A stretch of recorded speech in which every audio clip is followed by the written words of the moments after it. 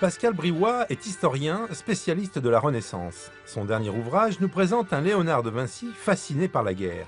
L'homme perfectionne, synthétise, invente toutes les machines pouvant permettre de remporter la victoire. Plus des 2/3 de ces feuillets concernent la guerre. Donc on peut dire qu'effectivement, Léonard de Vinci a été passionné par le sujet.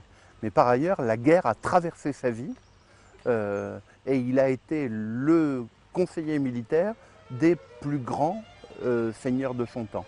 Ludovic Sforza, César Borgia, le roi de France lui-même. L'Italie de la Renaissance est une Italie en guerre. Violence et désolation vont lui permettre de rentrer dans l'histoire.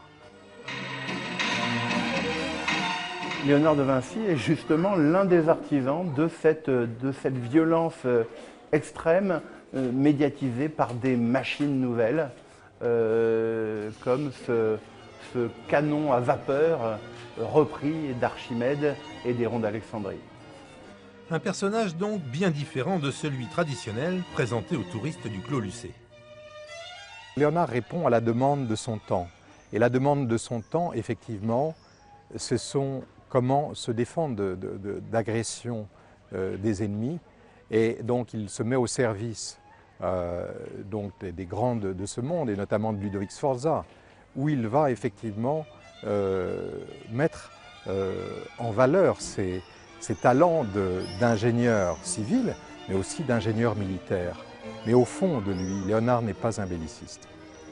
Loin de l'artiste de cour, Léonard de Vinci, homme de guerre, nous offre une facette inattendue d'un homme hors du commun.